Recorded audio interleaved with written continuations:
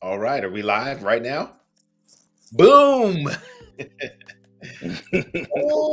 All right, so we are live right here for Sanctuary Columbus Table Talk. You hear the music playing in the background, a little jazz. I don't know where this music comes from. I don't know if we wrote it or we stole it from somebody, but it's good and sets the tone, hopefully, for our table talk for tonight. Tonight's topic for our table talk is multi-ethnic worship. Multi-ethnic worship. My guest tonight is our very own at Sanctuary Columbus Church. Um, in the Black church, we give all kind of like accolades, like Reverend Doctor, you know. But we'll just go with Malcolm Morgan. How about that? That works. We'll go with Malcolm Morgan. So, Malcolm Morgan is our guest this evening. He is the director of worship and creative arts at Sanctuary Columbus Church. Just celebrated his 3-year anniversary at the church on October the 8th. Congratulations, Malcolm. Let's give it Thank up you. for Malcolm. Thank you. Man, Thank you. 3 years. 3 years. That 3 has it years. passed by fast or slow? I think the pandemic has messed up all sense of time. Ooh, for real. So that second year is a little. It's a little. I don't even know. Man.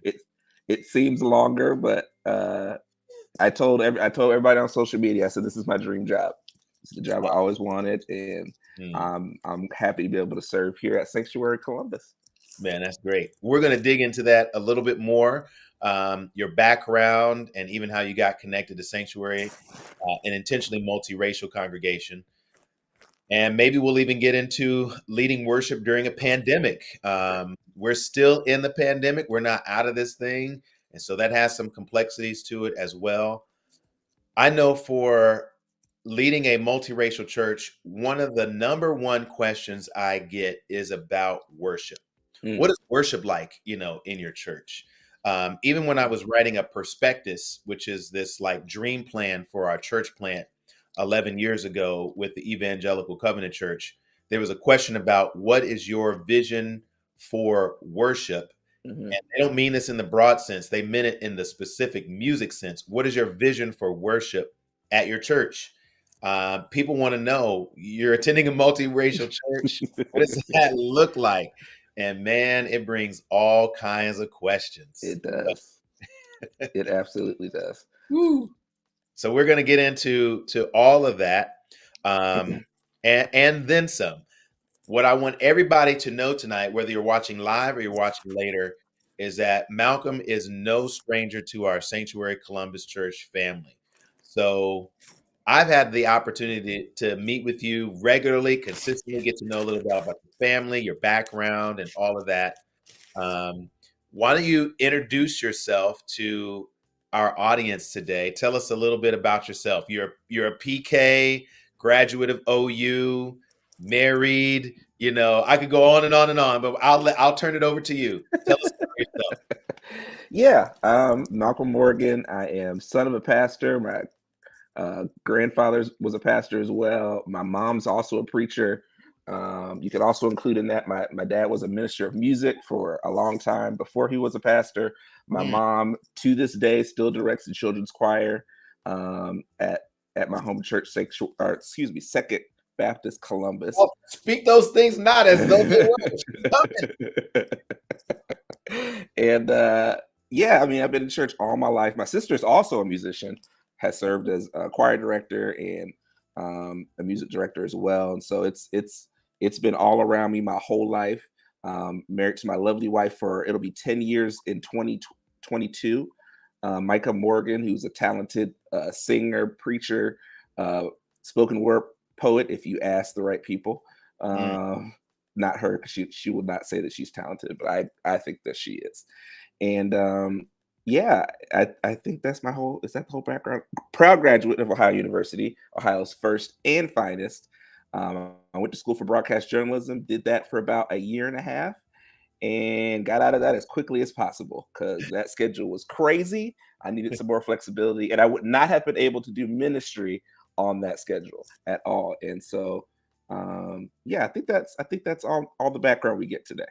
No, man. So generationally, uh, in a lineage of preachers. So Absolutely. how many? Okay, I can't count the number of times. I'm sure you can't either. Hmm. But did anybody ever say to you at your church, "You're going to be just like your dad. You're going to be a preacher, just like your daddy and your granddaddy and your mama"? That is basically the story of my life. Uh, I remember when my dad took over his current church, Second Baptist Church. Somebody walked up to me and said, "You gonna take over this church one day, aren't you?" And I looked at him and said, "I'll be honest with you, I hope not. That's not that's not really what I want." Wow, wow. But yeah, and then I actually found out when I was older that my paternal grandfather actually built a church. Wasn't necessarily a preacher, but apparently he built a church as well. So Mm-hmm. church building and church ministry is just it's in the blood. It's in the blood.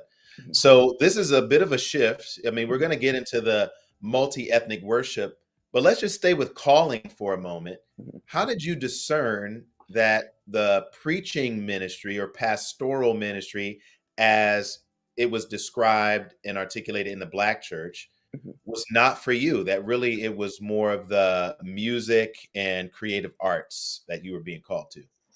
Well, my experience, particularly in the Black church, was um, there were ministers of music, there were musicians, there were singers. But if you wanted to get into ministry, it really started with preaching.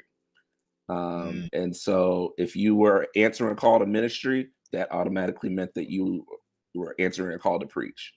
And mhm, so that being taught to me, I felt a call to ministry, and I thought that's the only way to get into ministry was to preach was for mm, preaching.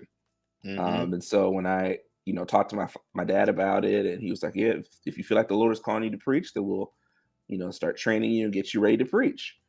Right. And I just that fire was definitely not there. Um, you know, I'm fortunate that I feel like I do have words that God gives me, but preaching was not really where my heart was. I always loved music. I'd always wanted to grow that gift, and helping to lead people into worship was something that kind of grew on me. I started out as a singer, and then I kind of, after my voice went from this wonderful alto and tenor to a bass, I said, "You know what? I don't know if I like singing anymore." And so I went back to drums, but I always felt the call to eventually go back to singing. And um, God let me back there, and that's kind of how I landed back and officially as a worship leader. Yeah, so it's really important that when you're sensing a call from God on your Mhm. life, that you kind of leave an open hand. Mhm. It may be preaching, it may be pastoring, but it could be in other expressions of Mhm. leading in the church. That Mhm. there are multiple ways in which to exercise your calling, Yeah. to the Lord. So I mean, I came from the same kind of stream.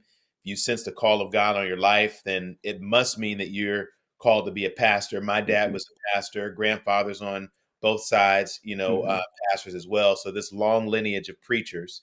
My sister's a preacher, so we kind of share a lot of similarities in Uh-huh. that regards. Also, sang in the choir as well, Mhm. and really develop that kind of heart for music. Did you grow up with a lot of music in your home? Just not in the church, but just in your home, period. Yeah, and it wasn't just gospel music. My parents are huge jazz fans, Earth, Wind and Fire, Mm, Yellow Jackets, Manhattan Transfer, just Take Six, anything you could imagine. My dad had just piles and piles of CDs. mhm. And so it wasn't, we would listen to a lot of Fred Hammond and Israel and Kirk Franklin and stuff, but it was also a lot of jazz in old school R&B, Michael Jackson, all that was getting played in our house. And then even in our house, we have to this day, my parents still have a piano and an organ in the house. They have an Uh, organ in the an house? organ in the Oh my house, and I sometimes can go dust it off for a little family worship in the music room. So, Did y'all have a family, choir? Because I know my dad, when we would go preaching, it would be the Johnson Quartet. uh-huh. Me and my sister, my mom, we would be in the quartet backing him up. We didn't really have my sister does not really enjoy singing that much. She's Okay. much more of a classic musician. She Mm, wants to do her thing musically. She can sing if she needs to, but you really got to push her. And then my mom isn't really an out front singer. So okay. my dad is an incredible singer, and an incredible songwriter. Wrote for many years with Gospel Music Workshop of America for their men's Oh, department and yeah. their youth department. If you listen to a bunch of their CDs in the '90s, he had songs recorded with them. So Okay. he's, if anybody asks me, my dad's singing ability blows me out of the water. Well, we have a good reverend on over to bless us with his gift. So you mentioned you played drums. hmm When did you start playing drums? So that's a funny story. So I always wanted to play drums, but my family said, "Well, we want to get you started on like the African drum." And I was like, Oh, I don't know if I really want to do that. Like, I want to get on a drum set. So for years, oh, I never got on a drum set. And so my dad started pastoring a church in Oklahoma. Didn't have a drum set. They bought one, but we had no drummer. So we mm. set up the drum set, and that Sunday, I was kind of sitting there, and they start playing a song, and I just sat down and started playing. And my dad looked over at me. It was like, all right, we go get you some drum lessons. And so basically, Mm. at the beginning, I kind of taught myself, just sitting down and watching, and then I learned by emulating other drummers, and then got down in some good lessons. I had a really good teacher here in Columbus as well, and sat under some really great musicians as well, and kind of developed from there.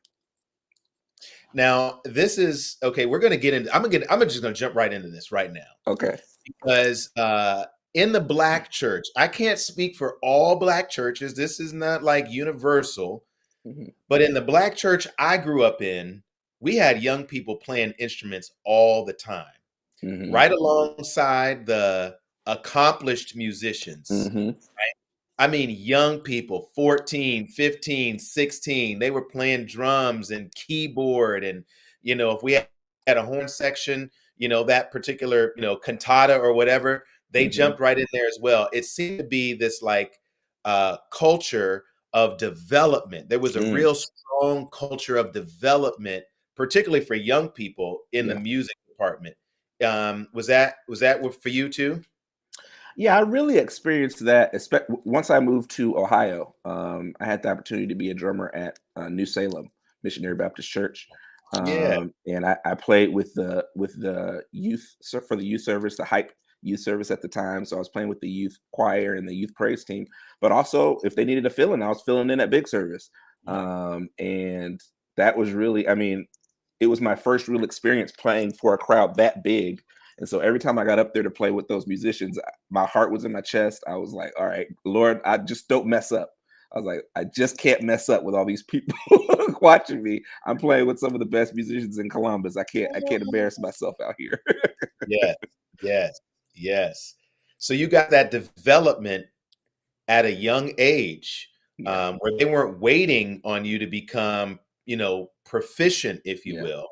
They yeah, gave you the opportunity, and that was one of the rich things I think about the my black church experience is that they gave me opportunities at a young age to discover my gifts, yeah, discover my skills, discover my abilities, and then nurture those along the way until I opted out myself. But they were constantly giving me those opportunities. That's one of the richness, I think, in the black church. yeah. I definitely have to give a shout out to Milton and Marilyn Ruffin, who've been over the music at New Salem for a long time, who Yeah. opened up those opportunities. And then I had phenomenal teachers like David Jordan, who's a accomplished musician, incredible jazz musician, who Mm. really, he was a piano player, but he really invested in me, helping me to hear things, giving me confidence to play no matter what set I was in. And Josh Stovall as well was another drummer here in Columbus, that I watched. I wanted to do everything that he did. However he played a song, I wanted to play it just like him.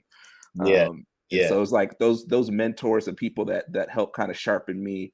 I think help make me the musician that I am today. And that being said, sitting under someone, you're hmm apprenticing, you're a student of Yeah. the education was more informal, teaching somewhat of an intuitive way hmm of development. And what I'm hearing you say is less on the like formal way. Is that right? Yeah, definitely. I mean, there was some formal, but a lot of it was watching and Mhm. even after I would play a song or play a riff or something, they'd be like, "Okay, I like what you did there, but try this or Mm. do that." Or even if I tried to do something exactly how somebody else did it, they would be like, "Well, what would you have done? Like, let me Mhm. hear what you have done." Mhm. And so it's that iron sharpening iron concept where Mm. a lot of it was informal, but there also was time where when really people would take you to kind of to the side and be like, okay, this is kind of the trick here. Yeah. All right. So as you said, shout out to New Salem Baptist Church right here in Yeah. Columbus, Ohio, led by Dr. Keith Troy, my Morehouse College alum. Oh yeah. The brother and the community there. God bless y'all and all of the work you're doing right here in the city.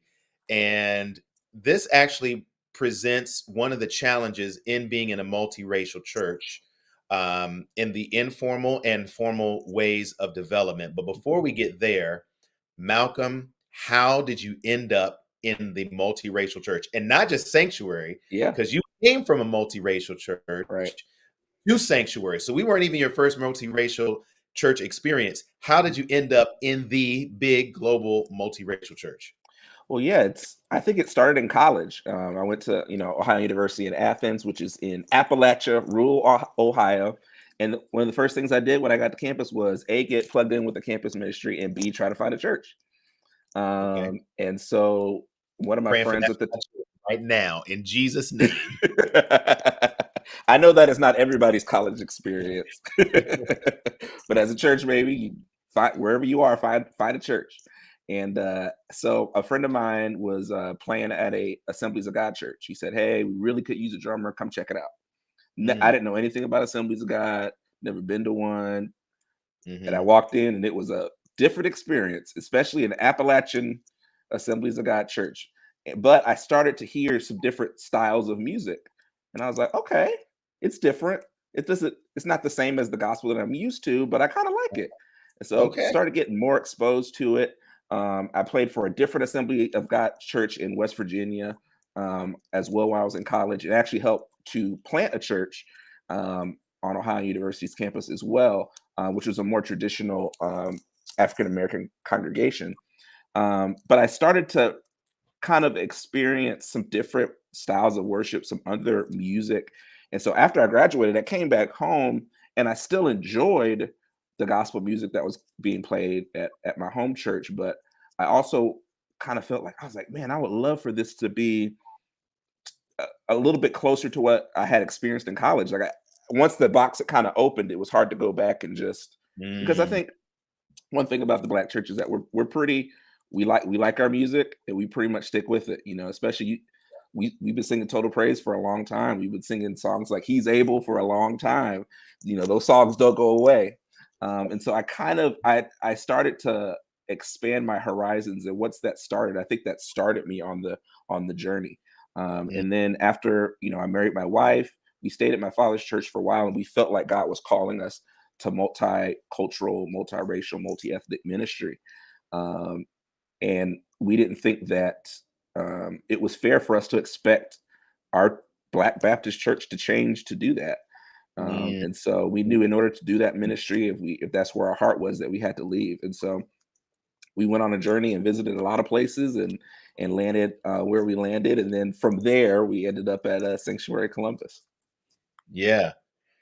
One of the things I have said in the past about Sanctuary is that as a multiracial church, we are getting a broader picture of who God is. Hmm. So when I was in my black church, I had a particular view of who God was. Yeah. And then I attended a predominantly white church for 8 years, and I got a Mm, picture of who God was there. yeah. And then as we bring this thing together, including our siblings from culturally Asian communities and cultures, as well as Latino communities and cultures, we get an even broader kaleidoscope picture of who God is. We get a more complete picture of who God is when we have those races and ethnicities and their cultures included with regards to how they worship, both musically, prayerfully, preaching, all of that.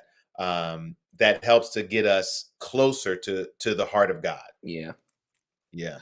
Yeah, I was thankful coming into a multiracial church, the foundation that I had developed in the Black church.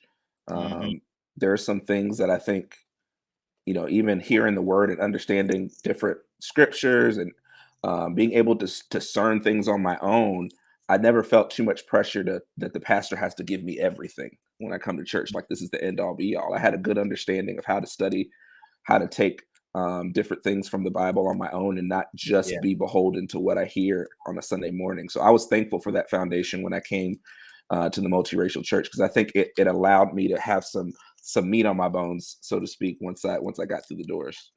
yeah, and again, coming from my Black church experience, folks had this like sort of innate preparation for worship. Yeah. You prepared for worship when you got up on Sunday morning, got your Yes. you put that record on or that CD, or you turned to Hmm. that station, and by the time you got into church, you was already ready. Absolutely. Absolutely. Don't come. First of all, don't come to church or even rehearsal unprepared. Don't do Come it. Don't do come ready. It's a professional atmosphere once you once you get through those doors. it. So, I mean, we're talking about worship in particularly in the musical sense. Do you yourself have a definition or way in which you describe worship in general I and think, in particular as a music? Yeah. yeah, I think I believe it was Warren Wearsby in the book Real Worship describes worship as, and I'm paraphrasing it, our response to who God is, what he says, and what he does. Say that. Um, That's good. so Our worship is response. our Uh-huh. response to who God is, what he says, and what he does. Okay. Um, and so, you know, worship is obviously more than just music, but in a musical context, I think my hope and prayer is that people are responding to something, a word that God has implanted in them, something that God has done for them, or in a moment of need, being able to talk about what who God is, Mhm. and all of that is an outpouring of our relationship with God. Our worship is our response to how good God is and how good God is going to be. Yeah, that response is what way? I mean, how do we respond? How do we respond to God and who Right. God is? It's bodily, Hmm. so expressing ourselves by raising our hands, standing, kneeling, Hmm. weeping, rejoicing. Yeah. Um, verbally, in speaking back to God, our Hmm. affirmation of who God is, or saying what God has done, expressing that gratitude, and in that sense, letting God know that we know and what Yes. we believe who God is. Absolutely. Yeah, that's good. That's good. So you're in a multiracial church now. Hmm. Boom. Uh, a lot of what you've shared basically is kind of just this is the journey you were on. You started here, then you went here, kind of by accident. This AG congregation got a taste of that. Oh, can't go back. Want to keep moving forward. Hmm. Have there been any artists Mm. in particular who express multi-ethnic, multiracial worship? Everybody's looking for like the person. Yeah. Are there any artists in particular out there who are getting towards that end? The template for me is and has always been Israel Houghton for me. Um, Okay. I still believe, I still remember listening to the Live from Another Level album. That's the album that has again I say Rejoice on it. Here I Am to Worship is on there. Friend of God is on there. So I remember my dad coming home with that CD and saying, "This new Israel CD is off the chain. It's 2 discs. The first disc is great, but wait till you get to the second disc." The second one was Jam. So we listen to the first. I'm like, man, I'm really. And then when the first time I heard those chords to "I Am a Friend of God," I just sat there. I was just in awe. I was in complete awe. I had no idea that somebody could even talk about God as a friend in Mm, that way. mm. And so to me, he is and for always, it always will be the template. He has done it. I mean, you look at his background; it goes beyond even black and white. He was leading worship in Spanish churches where Spanish is the predominant language. So his background in it is deep. Mm. He would be one, and there's actually a local artist here, and worship leader, Monty Lacy. Oh, Um, yeah. Mhm. he's the worship pastor at First Church of God, and it's first of all, his vocal ability is just beyond comprehension. Brothers Uh, in the and he leads from a guitar, so he a lot of his songs are guitar based, but then he also his church is a little bit more black traditional church, so he could do both things really well. And when you hear his music, you can hear rock influences, you could hear R&B influence, you hear the gospel influence, and so I think those two. And I've had an opportunity to meet Amonte, and he is one of the most down to earth, nicest people on earth, Yeah, and is an amazing songwriter. Has even worked with Israel on some stuff as well. So those are yeah. probably the two that come to my mind immediately. Yeah, I met Amonte, what was it, 2010, maybe Mm, 29? He was the worship leader for a conference I did on, uh social justice. It was a mm, social justice missional conference I did at our previous church that we planted out of, mhm. and, someone I wanted somebody who had that crossover Yeah. kind of appeal, Mhm. particularly a person of color who led by guitar, which Yeah. is what you're describing. Yeah. Israel Houghton and Monty Lacy, they are persons of color who lead by guitar, but they lead in their soulful cultural, expression. Yeah. And so he did champion like back then when he was just sort of testing it out, Yeah. and it was in another stratosphere. Man. Man, and I tell you right now, we wore out in groups that I was in and concerts I went to. We wore out his song "Hello." Everybody was trying to sing Oh, "Hello." yes. Yes. So both of those individuals, they have this sort of crossover Mhm, appeal and perspective. What about, like, if you were to break down their worship a little bit more, what is mhm. it that makes it appealing to a multiracial, multi-ethnic community? Well, Pastor, I know you can speak to this. One of the rich things about gospel music is the harmonies. You got to Mhm, have the harmonies, 3 parts, mhm. sometimes even 4 parts. If you go to people like Richard Smallwood and artists like that, Yeah. so you go to a Israel Houghton project, you're going to get really tight vocal arrangements. He really takes the time. I mean, to go through each part, and it's immaculate. So I Mm, think that's one aspect of it, and then I think another, and we kind of talked about this a little bit, which is kind of the musicianship. It's a different, I love all musicians, but there's a different musicianship level in the black church. It's just different. yeah. Yeah. And so the arrangements are rich. The music is, I don't want to say complicated, but it's not easy. The It's- syncopations on the drum, on drum cadences, all of that is there. The bass, you can't do gospel music without a bass. Right. And so all of those things I think are present in their music, but they find a way to make it both rich but also accessible to Mm, everybody. mm, You're gonna get some songs that you're like, man, I don't know if my church can do this, but I love the message of it. And there's gonna yeah, be some stuff you're like, we can do this, no matter what level church locally you are, no matter how big your team is, we can do this. I could definitely do this. So mm, being mm. able to kind of live in those two worlds, the CCM world, which is contemporary Christian music, and the gospel world, um, and the musicians and the singers on both sides are both going to be engaged, not just spiritually but also intellectually, with the musical challenge as well. Yeah, and I think particularly with those two artists and others who have crossover, Yeah. are able to do is, in the big way, bring those harmonies together. And then Hmm. practically, there's more than just the song leader Yeah. and one or two background vocals. It's like Right. an ensemble. So you Hmm. don't have the full on gospel choir, but you do have that, like, 5 to 8 persons in the background vocals providing those harmonies, those layers of sound, Yeah. if you will. And if you travel to Africa and you sit in an African worship service in like Hmm. Kenya or Tanzania or Ethiopia, where I've been, not a lot of, there's a range of instruments. Some places have a lot of instruments, some have a few, but the Hmm. vocals, period, you hear all of those different harmonies like layered on top Mm. of each other, and it's like a beautiful and glorious sound. Again, one Yes. beautiful things that we can thank for the black church, that we hope to bring into a multiracial church. So it's Yeah. not like white folks don't know parts. Yeah. Y'all know parts, white folk, okay? Uh-huh. Y'all can do bass, alto, tenor, and soprano. I know because I've done it with y'all myself. You just might have to feel it a little bit Yeah. more.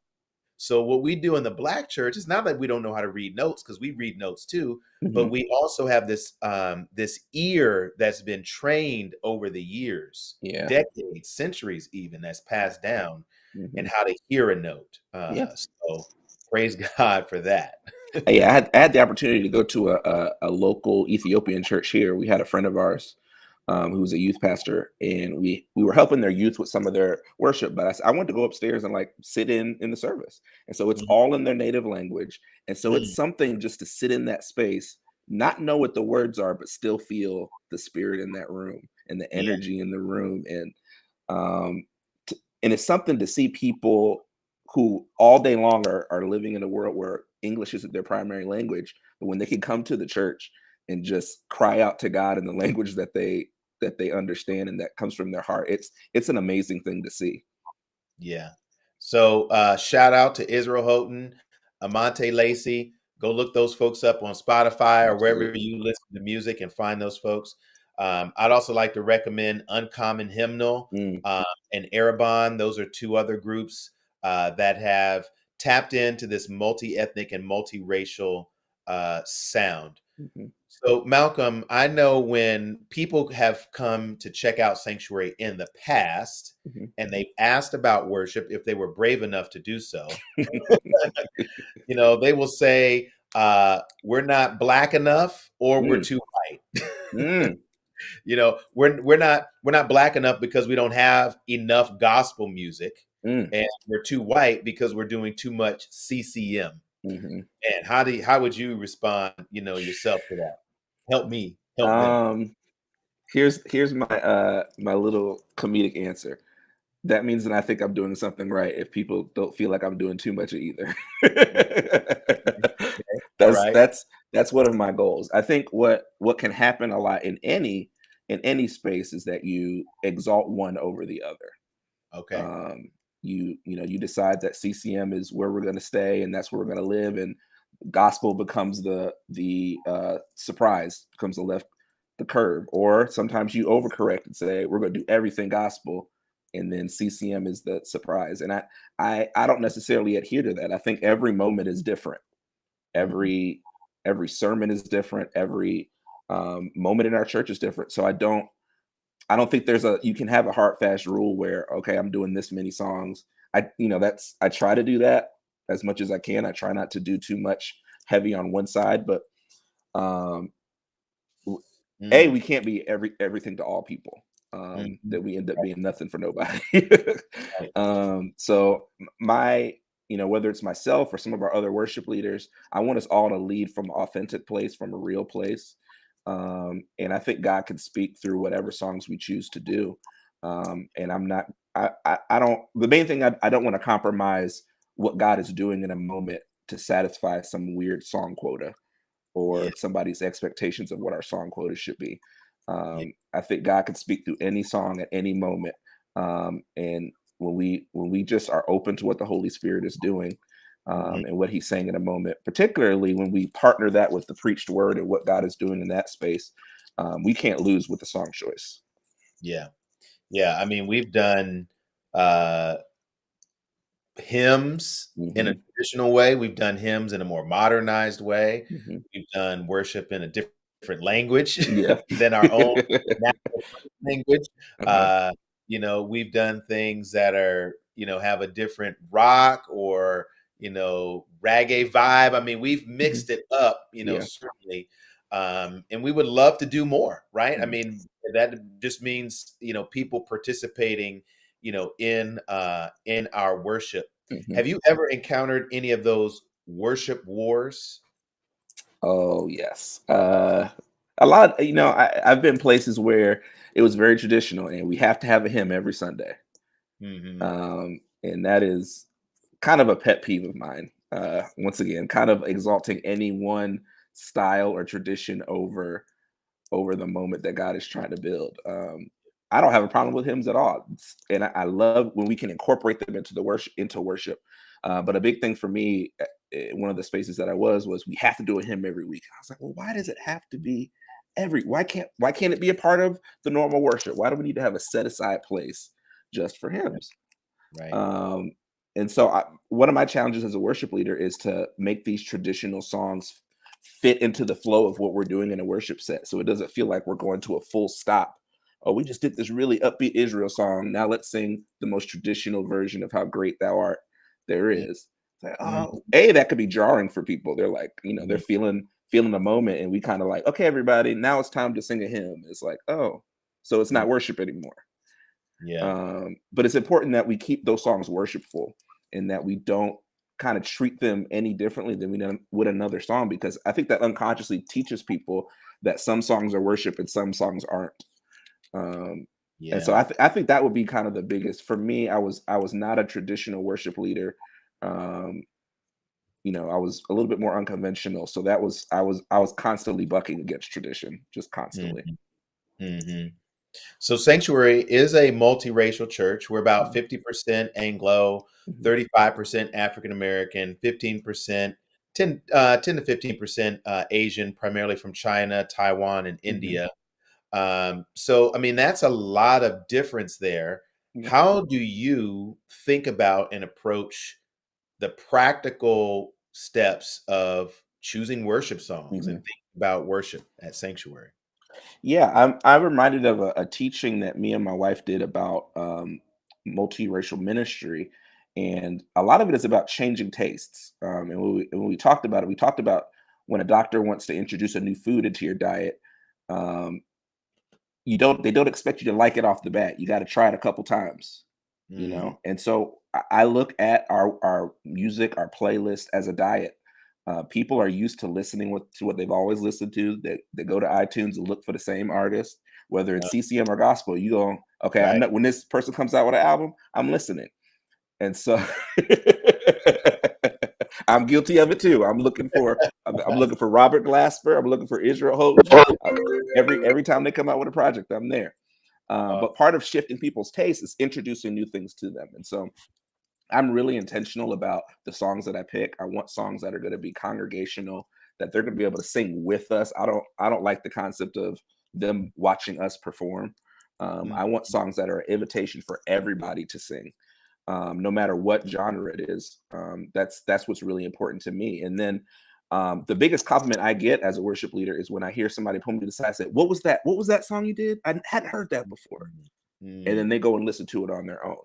mm, Um, and mm. so I love the corporate in-person worship, but I love when people take what we do in service and the songs that we pick and take it home with them, especially when it's a style of music or a song they haven't heard before.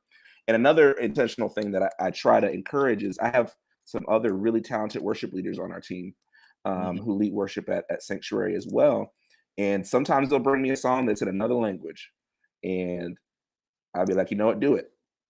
It's not my, especially for me, I'm not gonna do a song if I can't pronounce the words, I'm not gonna get up there and Not gonna butcher it. try, huh? I'm not even gonna do it. Like I'm not. I got to be real comfortable in it to be able to sing it in front of people. But I have some leaders that will sing songs that um and challenge, and that will be their challenge, and they will take it on. And I try not to pull back too much on that, because I want different styles to be represented in our church, different songs, different worship styles to Right. be open in our church, because there's people, as you said, Pastor, that are from all types of backgrounds. Some of them lift their hands, some of them cry, some of them, get up and jump up and down. Some of them are just sitting there singing stone face, and that's just how they worship. And I want them all to have a place at Sanctuary Yeah. when it comes to worshiping.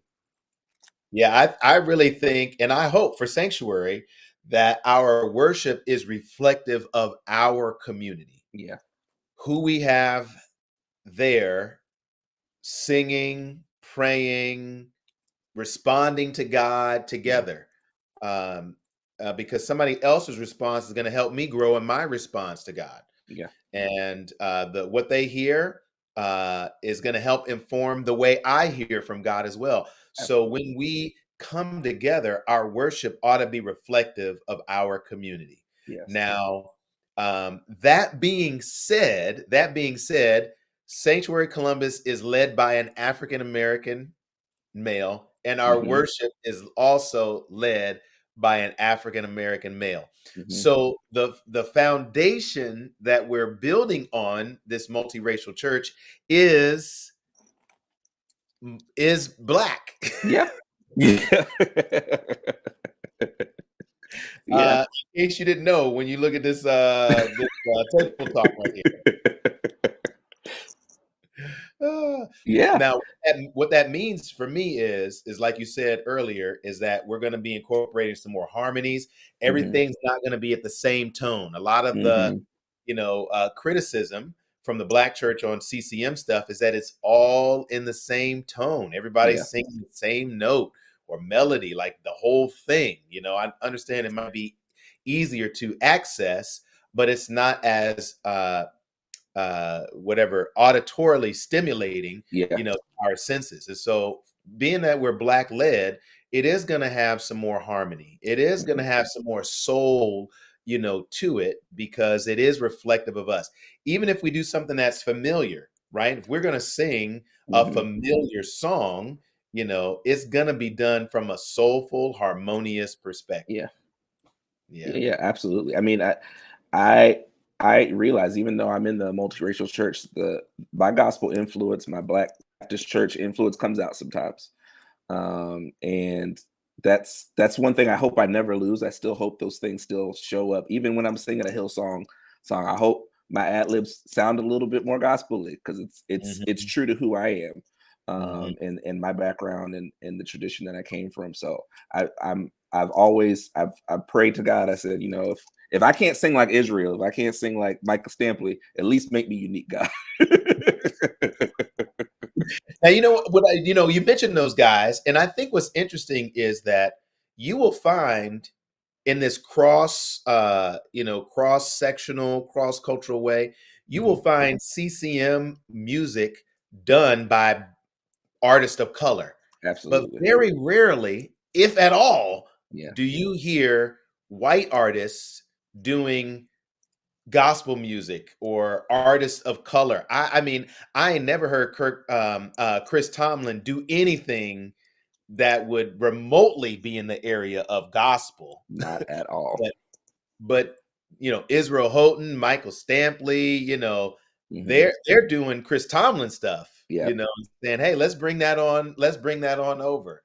Mhm. Just interesting observation. I don't I mean, know. yeah, just I could now. This is a tangent that I could get stuck on, but I think that's a little bit of an inferiority complex. I think Okay. overall, there's a lot of gospel artists and Black church people that hold white music or CCM music to a higher standard than white people do gospel music.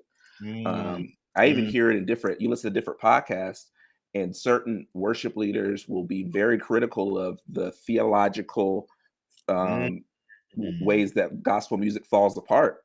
And I was like, well, mm. where's that same energy for some of these CCM songs that are Mm, really iffy on theology now? yeah, And so I yeah, think it can become really easy especially for people in multi-ethnic environments to kind of talk themselves out of the gospel music or the gospel song, be like, well, that's not, I don't know, the English isn't quite where I like it on that song, so I don't know if we could do that. yeah, Um, but they'll yeah. sing sloppy wet kiss till their till till their eyes bleed out. They'll Yeah, sing that till all they their want. eyes bleed out. Heaven meets earth like a floppy wet kiss. Heartbeats pounding inside of my chest. Floppy wet kiss? What? Sloppy wet? No, thank you. Pass. That's a hard pass. It's a hard pass because theology is being taught in music. And one of the Yeah. things, another criticism of CCM is that it doesn't speak of justice, it Hmm. doesn't speak of suffering, Yeah. it doesn't speak of long suffering, kind of that enduring way of crying out to God and Yeah. lamenting to God, like you get particularly in Black music. Yeah. You know, Absolutely. so hey, we need that. All of that is a part of who God is as well. Yeah. It's not always this upbeat and I'm just caught up in the third heaven, It's Right. like, Lord, I need you because there's some things going on. Yeah. Lord, I don't know if I'm going to make it. Or, Lord, I never would have made it without you. Look, and sometimes in that song in particular, that'll get you, or that and like I Will Complain. Sometimes you just need to get a cry out to God right then. I just need to wail on this. I'm not I, worried about I'm not worried about tying this to some scripture. I just need, Lord, just hear me, please. Mhm. Come on, Jesus. Come on, Jesus. All right. So I'm going to ask you a real hard question. All And right. honestly, this is live. How would you assess or evaluate our worship right now at Mhm. Sanctuary? It's been an adjustment coming back from being virtual. I think people Mhm, were tentative coming back initially, and so the mhm, energy was a little different. And so it felt like a little bit harder to get kind of people engaged, um, particularly on up tempo songs. I yeah. think a lot of people want to come in, they want to sing the slow worship song. Okay, and get with that. Mhm, But sometimes you can kind of sense people like, all right, let me get through. You give me joy, so I can get to my worship or some other mhm, song that I'm really gonna be able just to go all the way in. And one thing about Sanctuary, it's always from day one, from the first time I led worship, they are a singing church. They will sing back to you mm, when you start singing. mm, I think the challenge sometimes is going to that next level and finding your own worship in that moment outside of just the song text. And so, one thing that I've tried to do and be more intentional about is leaving space for people to experience God on their own and not always be primed by the song or by the worship leader. Um, but I have never been to a church that sings like Sanctuary. I mm. remember the first time I came, I led Joy by Vashon Mitchell, and it was not in the repertoire, and they were immediately singing back, and I was just kind of like, okay, I like this.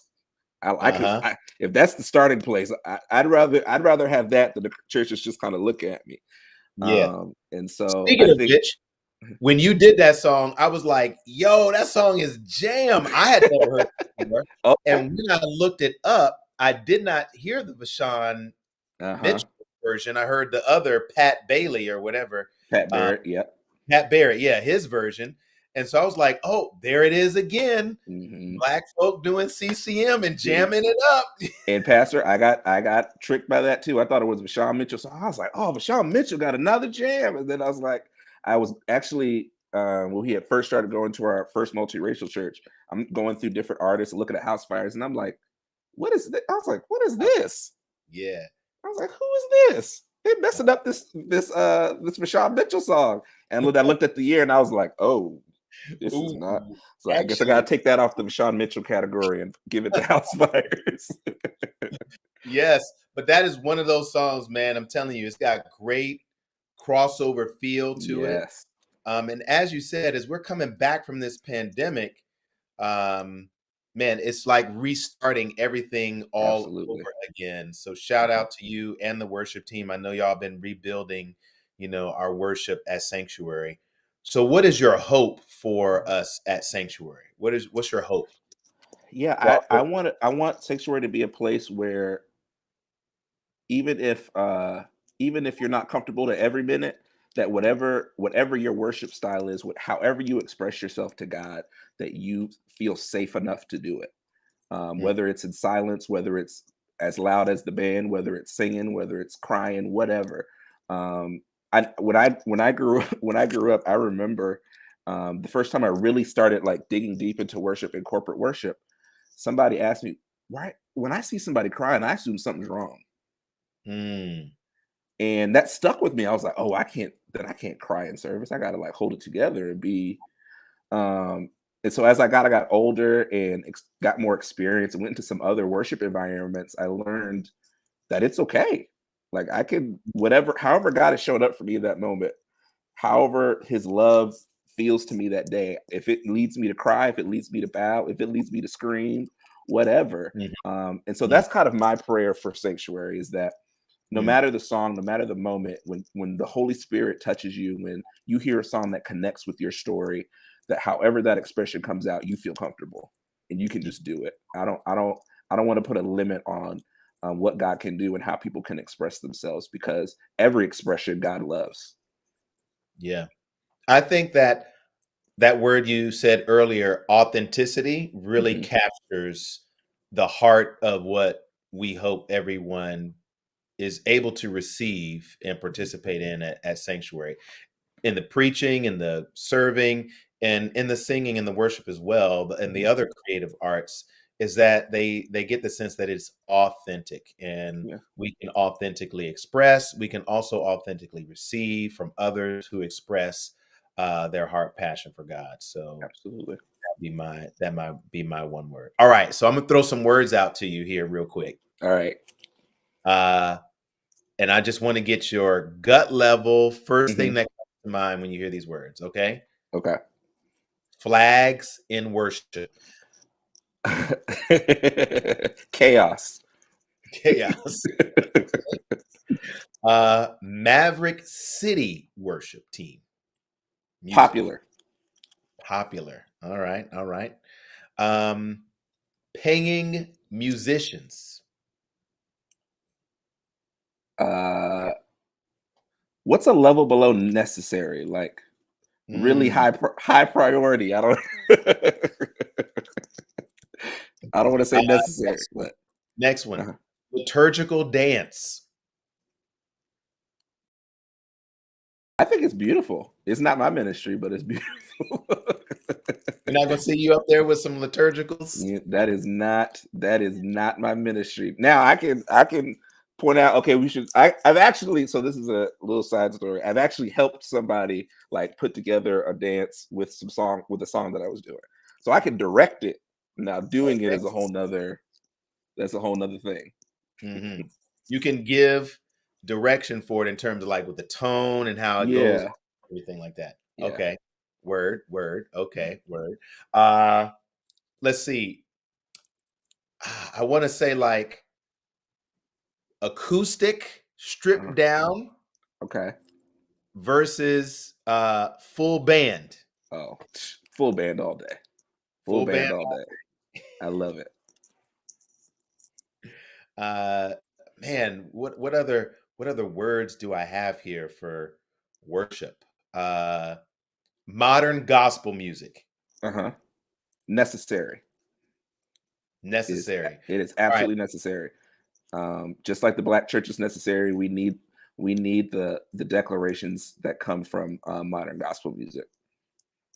So somebody's listening to this right now, and maybe they're not a part of Sanctuary. They're another Hmm. pastor, another worship leader, and they're trying to take their church in this direction. They're Hmm. trying to transition their congregation to embrace more multi-ethnic, multiracial worship. Hmm. What steps, what kind of counsel would you give them to get started? Be intentional, first of all. Um, don't just assume that if we preach Jesus or sing Jesus that the diversity will come, and it's that you got to be intentional. You got to take intentional Right, steps every right. day to get there. And diversity is not the end goal. Mm, It is a overflow. It is a byproduct of the intentionality. mhm, It is not the other way around. We're not trying to make a diverse team. That should be an outpouring of the decisions that you're making, the songs that you pick, and all of those things. Um, and then find an identity, find a lane. Um, it doesn't necessarily, if you have an all white church, maybe it's not. Maybe we don't need to go all the way to Kirk Franklin. right. Maybe it's not. Maybe we'll Do need it. to go to the Fred Hammond and the Richard.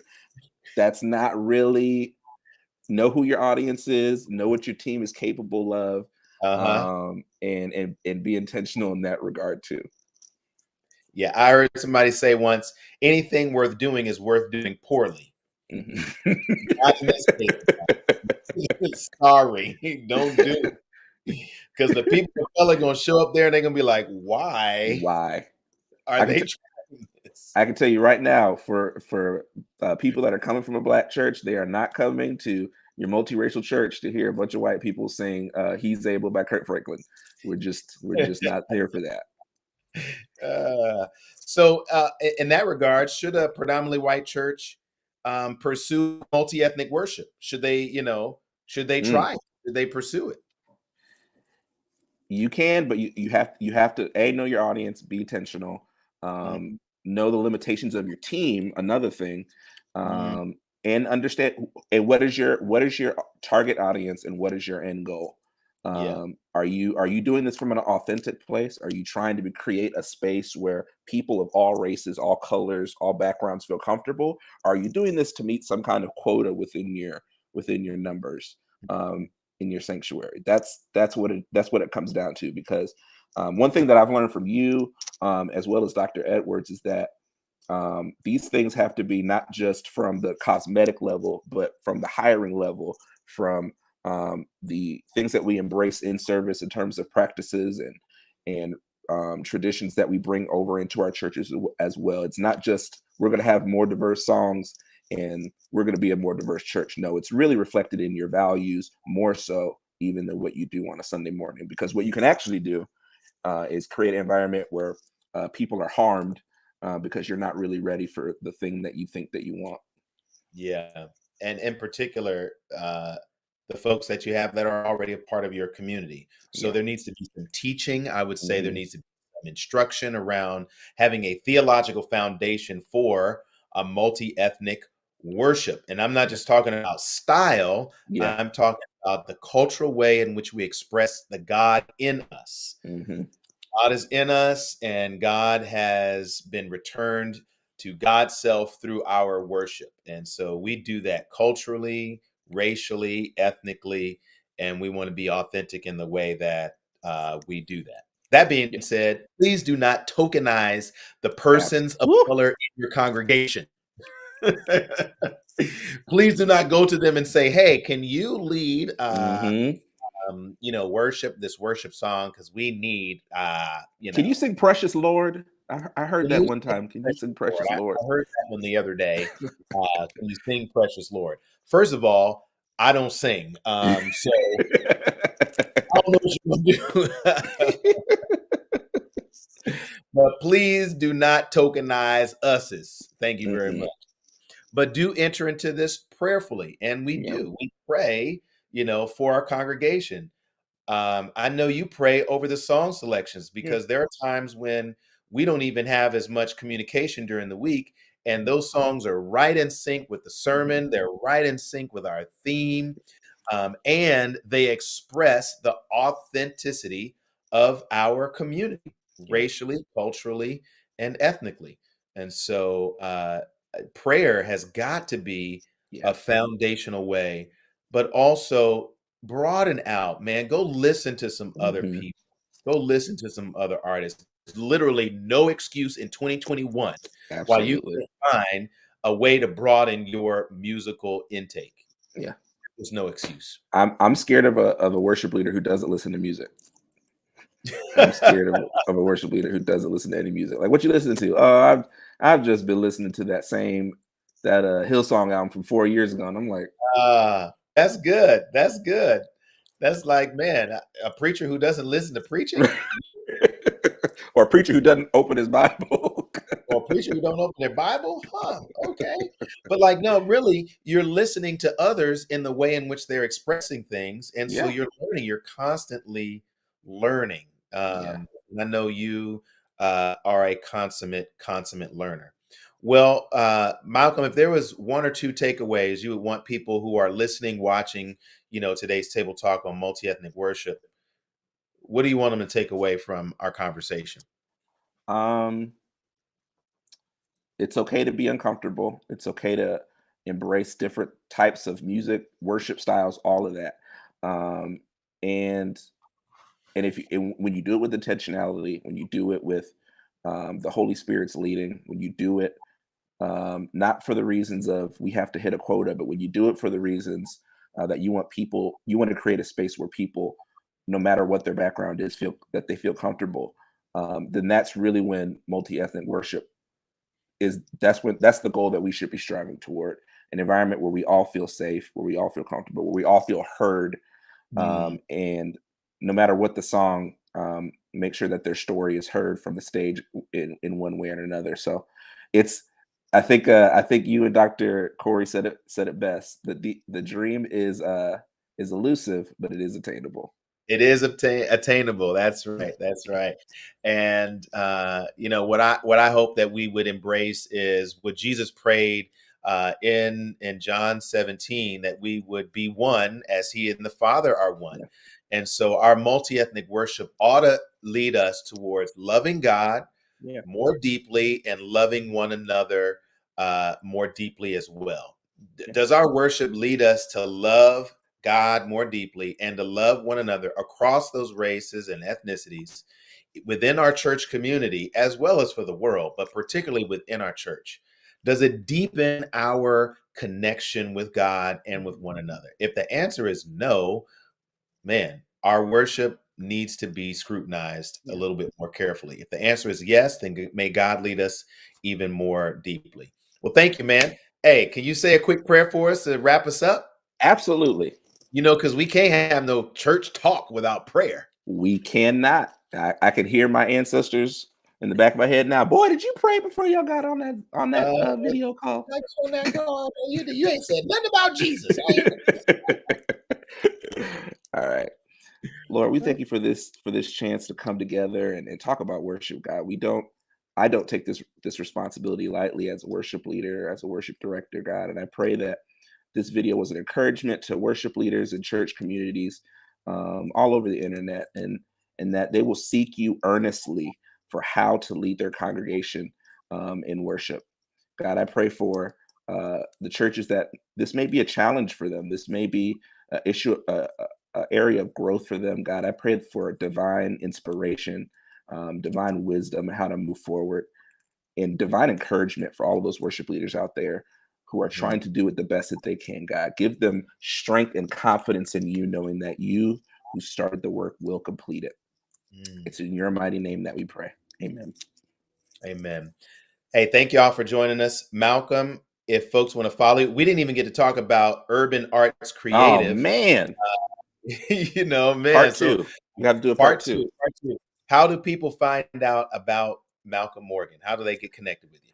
So you can follow me on Instagram at Malcolm DOT Media, and also Malcolm DOT Media on Twitter as well. You can also follow my business pages at Urban Arts Digital and at Urban Arts Creative. That's my graphic design and content creation company. So hit me up. Would love to hear you guys' thoughts and how we can connect further.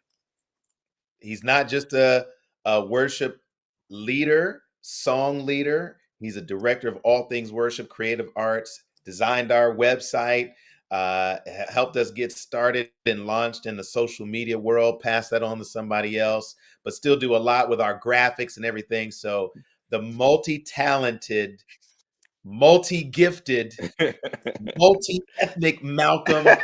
Multi-ethnic Malcolm. Wow.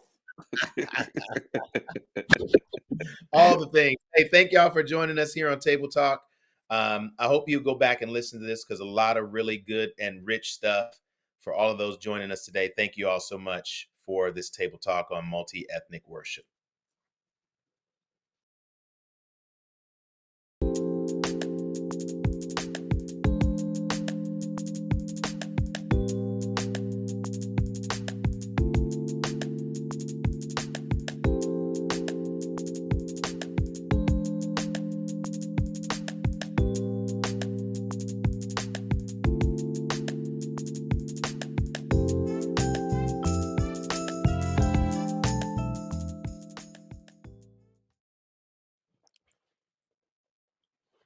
All right. Is that it?